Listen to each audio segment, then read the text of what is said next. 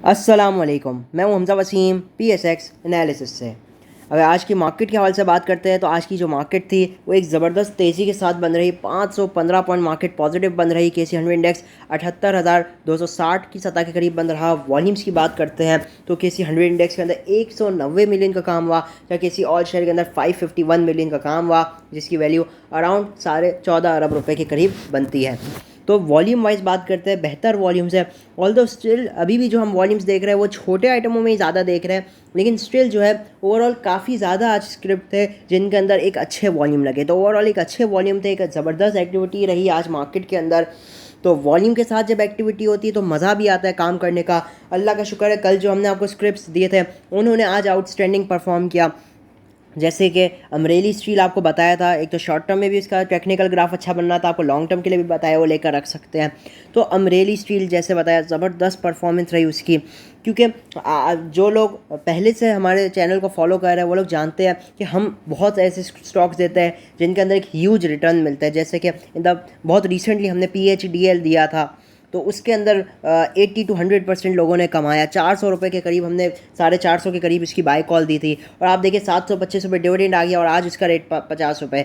तो उसमें लोगों ने कमाया। उसके अलावा हम मुख्तलिफ टाइम के साथ देते रहते हैं, जैसे कि गरीबवाल, और उसके अलावा ट्रैवलर्स, और उसके अलावा TOMCL, HTL, ये सब हमने जो है बहुत लो रेट्स पे इनकी बाय कॉल्स दी थी। RPL और ऐसे बहुत सारे ही स्टॉक्स हैं, और सब जो है उन्होंने एक ज़बरदस्त गेन भी किया। बहरहाल अगर आज हम देखते हैं तो सबसे पहले तो आज सुबह सुबह एक रिज़ल्ट आया ISL का, उसको भी हम देख लेते हैं ज़रा।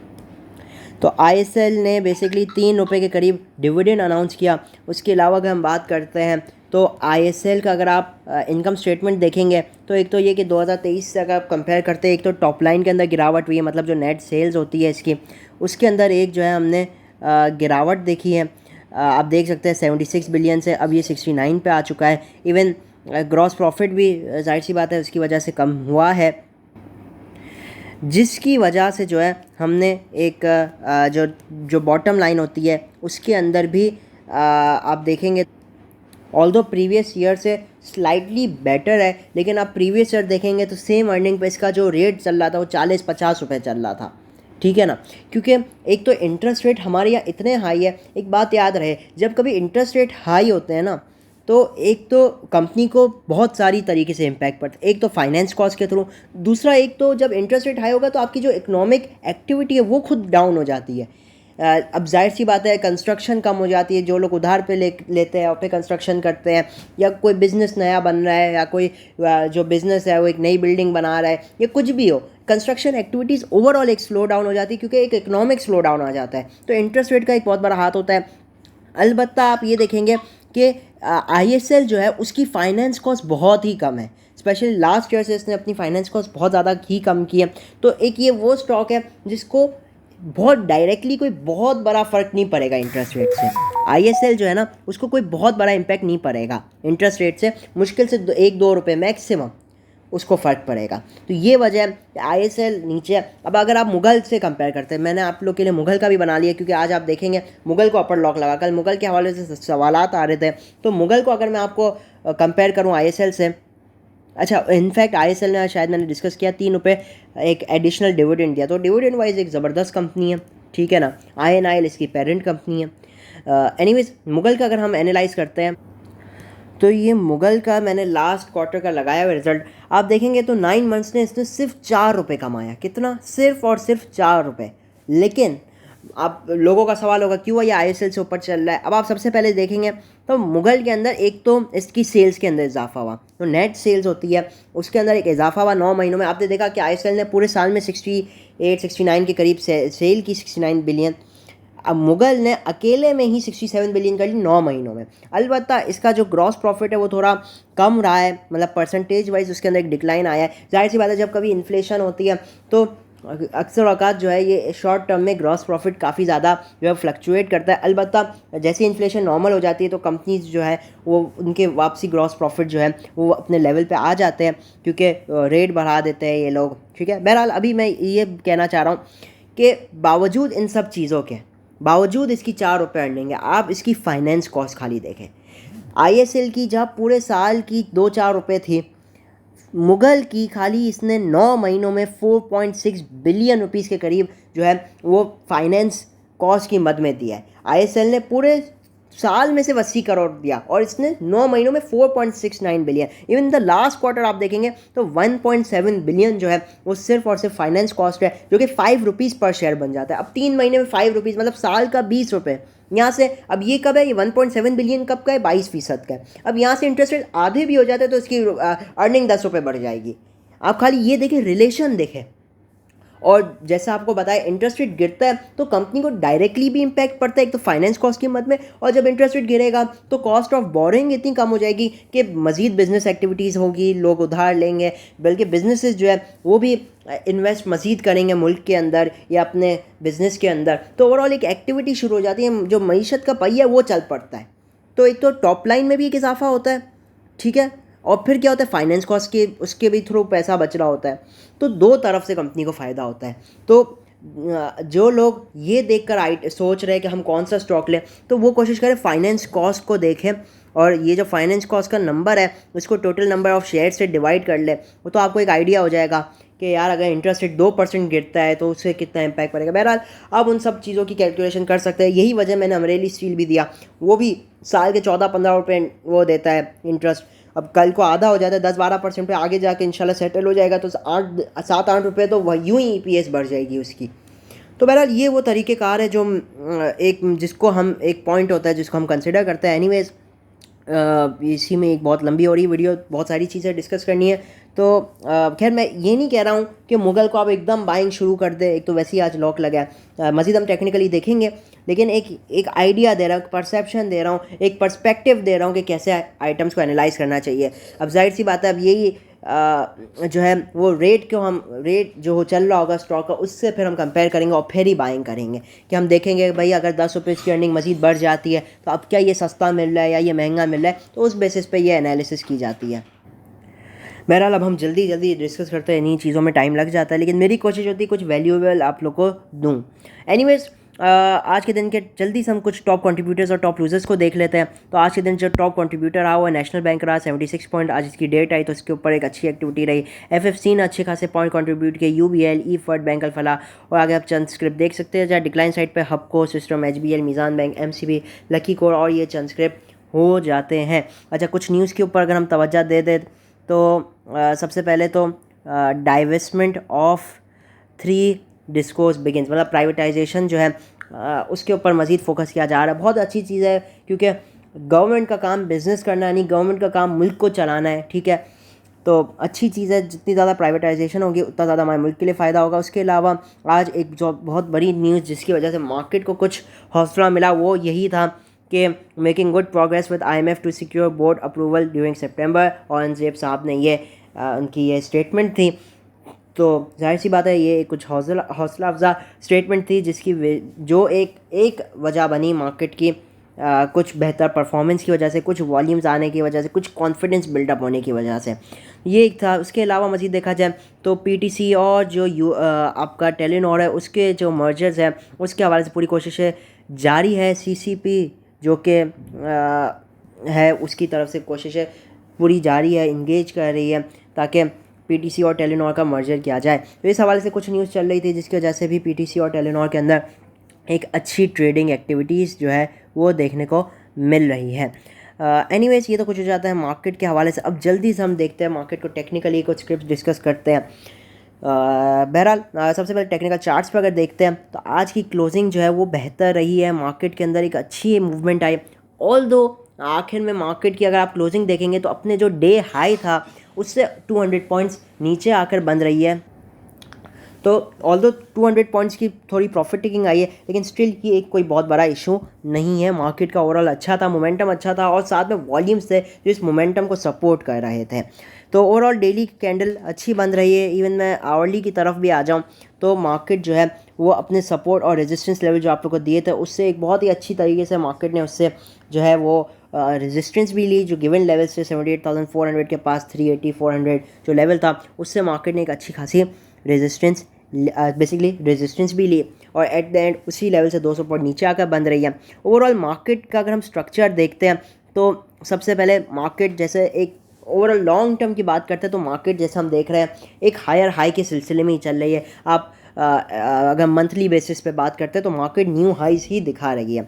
फिलवक्त अगर बात करते हैं हम तो मार्केट ने एक रीसेंट लो मारा था, आप देख सकते हैं तकरीबन ये बनता है 72,000 के पास, 72,400 500 के पास मार्केट ने एक लो लगाया था। उसके बाद फिर बजट अनाउंस हुआ और कुछ जो है बजट के बाद एक रैली आई, ज़बरदस्त रैली आई, उसमें मार्केट ने एक ज़बरदस्त परफॉर्मेंस दी और 82,000 के करीब ऑलमोस्ट 9 to 10,000 पॉइंट की जो रैली थी, एक ज़बरदस्त रैली थी। उस रैली के बाद मार्केट के अंदर जो है 82,000 से कुछ गिरावट आई, ऑलमोस्ट आप कह लीजिए मार्केट 5,000 पॉइंट्स के करीब करेक्ट हुई और अब उसी बॉटम के पास कंसोलिडेट करती हुई नज़र आ रही है। मार्केट जो है वो हमें कंसोलिडेशन फेज़ के अंदर ही है इस वक्त, ना ही कोई ट्रेंड तेज़ी का है ना ही कोई मंदी का है।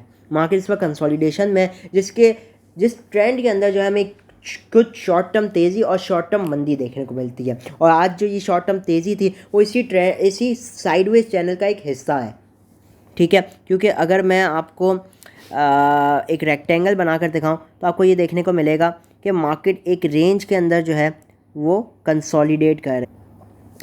तो बहरहाल इसी कंसोलिडेशन के अंदर अब आपने देखा होगा कि आज छोटे स्क्रिप्ट जो थे उनके अंदर एक ज़बरदस्त एक्टिविटी रही, चाहे वो कौसम यूसुफ ये तो चल ही रहे, उसके अलावा पावर सीमेंट हो, उसके अलावा सिनर्जी हो, उसके अलावा जो है आयशा स्टील हो, मतलब जो छोटे स्टॉक्स हैं उनके अंदर भी एक ज़बरदस्त एक्टिविटीज़ आज हम लोग को देखने को मिली। तो बहरहाल ऑल दो बड़े स्क्रिप्ट्स के अंदर जैसे कुछ प्रॉफिट टेकिंग आई, जैसे एयरलिंक हो गया उसके अंदर प्रॉफिट टेकिंग आई, हबको के अंदर प्रॉफिट टेकिंग आई, मार्केट अपने आप को एडजस्ट करते हुए चल रही है। और जैसा कि हमने आपको बताया था AVN की हमारी कॉल थी कल के दिन 63 का पहला टारगेट था तो उसने वो भी टारगेट अचीव किया। उसके अलावा तो ये जो हम स्क्रिप्ट्स आपको दे रहे हैं, आप लोग कल भी बताया कि इस वक्त मौका है सेलेक्टिव स्क्रिप्ट्स के अंदर कुछ पोजीशन बनाने का, और वो भी स्क्रिप्ट जो आपके फंडामेंटल अच्छे हो, जिनके कोई रीज़न हो। तो टेक्निकली कल हमने आपको AVN भी बताया था, उसने अच्छा परफॉर्म किया, अमरेली स्टील ने अच्छा परफॉर्म किया, डॉल आपको बताया हुआ है स्विंग ट्रेडिंग के लिए, ठीक है ना, वो स्विंग के वो थोड़ा सा लंबे टाइम फ्रेम के लिए, तो वो भी एक ज़बरदस्त स्क्रिप्ट है। एनीवेज मार्केट इसी कंसोलिडेशन फेज़ के अंदर ही चल रही। मार्केट का एक बड़ा ही मेजर रेजिस्टेंस लेवल है, मैं कहूँ अगर तो 78,800 से ये जो 79,000 का ये लेवल है, ये मार्केट के लिए एक अच्छा लेवल है। पहला जैसे 78,800 से लेकर 850, ये एक बड़ा ही इंपॉर्टेंट लेवल रहेगा। 600 पॉइंट के करीब दूर है ये, तकरीबन 500 से 600 पॉइंट की दूरी पे एक अच्छा लेवल है, स्ट्रॉन्ग लेवल है।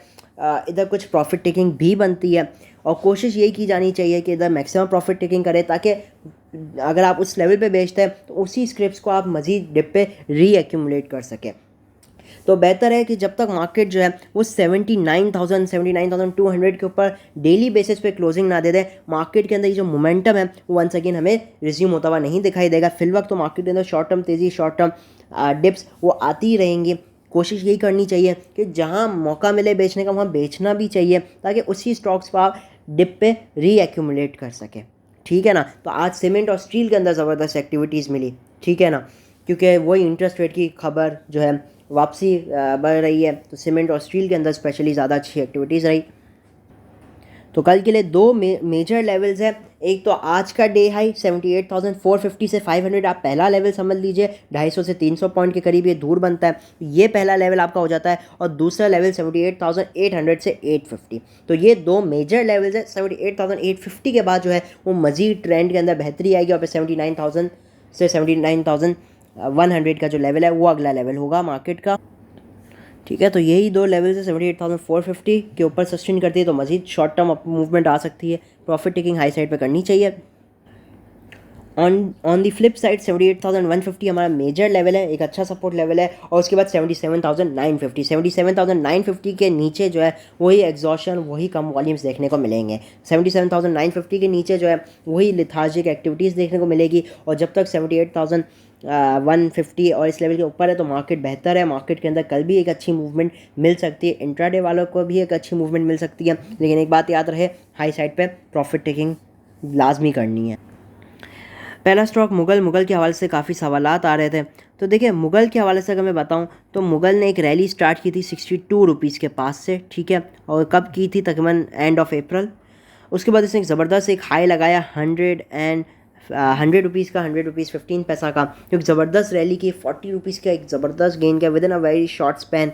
तो अब जाहिर सी बात इतनी बड़ी रैली की, उसके बाद कुछ इसके अंदर हमने करेक्शन आते हुए देखी, और जो है आप देख सकते हैं फिबोनाची मैंने यहाँ प्लॉट किया हुआ है किस तरीके से जो है ये अपने 0.5 और 0.618% का जो रेशो है उसके दरमियान में बहुत ज़बरदस्त कंसोलिडेशन किया और आज एक ज़बरदस्त ब्रेकआउट किया है। ठीक है, तो अब ये कुछ रिकवरीज हमें शो कर रहा है, क्योंकि ज़ाहिर सी बात एक बड़े हाई साइड से गिरा है, तो कुछ रिकवरीज हम लोग को देखने को मिल रही है। तो अब इसका जो सिचुएशन बन रही है वो ये है कि ये बन तो 84 पे रहा है, लेकिन इसका जो इमीडिएट लेवल आ रहा है वो ₹86 के पास आ रहा है। मतलब ये इमीडिएटली ₹86 के पास जा सकते हैं, 85, 80, ₹86 इसका पहला इंपॉर्टेंट रेजिस्टेंस लेवल है और बहुत ही मेजर लेवल है। चाहे आप प्राइस एक्शन वाइज देखें तो आप देखेंगे कि ये जुलाई के एंड ऑफ जुलाई इसी लेवल के पास कंसोलिडेट कर रहा था, इसी के पास से रेजिस्टेंस ले रहा था। तो मेरे नज़दीक तो मुश्किल ये है कि 86 के ऊपर ये कल के दिन क्लोजिंग देगा। ठीक है, अगर दे देता है वेल एंड गुड, और इसका जो अगला लेवल आएगा वो ₹88.50 और ₹88.50 को ब्रेक करता है, वंस अगेन जो है इसका जो लेवल आएगा वो 92 प्लस आएगा। तो फिलवक्त के लिए 86 से 88 अच्छा लेवल है। द मैक्सिमम कल के दिन प्रॉफिट टेकिंग करनी चाहिए। क्लोजिंग अलबत्ता 86 के नीचे लगती है, अगर इसके ऊपर आ जाती है तो बहुत ही अच्छा है इसके लिए, इसका मोमेंटम मज़ीद स्ट्रॉन्ग हो जाएगा। ओवरऑल स्टॉक अच्छा है। अब जाहिर सी बात है 75 से चला है, ₹9 अभी चल चुका है, कल 2-5 रुपये और बढ़ जाएगा तो ₹12-13 चल चुका होगा। तो कुछ एग्जॉशन आ सकती है, कुछ प्रॉफिट टेकिंग आ सकती है, आपने भी करनी है और इसको वापसी डिप पे ले लेना चाहिए। अच्छा स्क्रिप्ट है, बहुत ज़बरदस्त स्टॉक है। ठीक है, हो सकता है आगे आने वाला शायद एक आधा रिजल्ट इतना अच्छा ना हो, लेकिन ये अच्छा स्क्रिप्ट है और इसी स्क्रिप्ट को वापसी आपने डिप पे रीएक्यूमुलेट कर लेना है मुगल को। ठीक है ना, तो हाई साइड पे कल जाए प्रॉफिट टेकिंग करनी ताकि मज़ीद आपको वापसी नीचे लेने का मौका मिले। ठीक है ना, तो एक अच्छा स्क्रिप्ट है। इंट्राडे भी की जा सकती है डिपेंडिंग कि कल किस रेट पे चल रहा है, तो उधर आप 1-2 रुपये का चांस लेना चाहें तो ले सकते हैं। तो इनकी बात है जो जिनके पास होल्ड हुआ है, तो ये मैंने उनके लिए एक ज़रा बता दिया। तो आज कैप पे बन रहा है, तो उम्मीद यही है कि कल गैप अप ही ओपन होगा।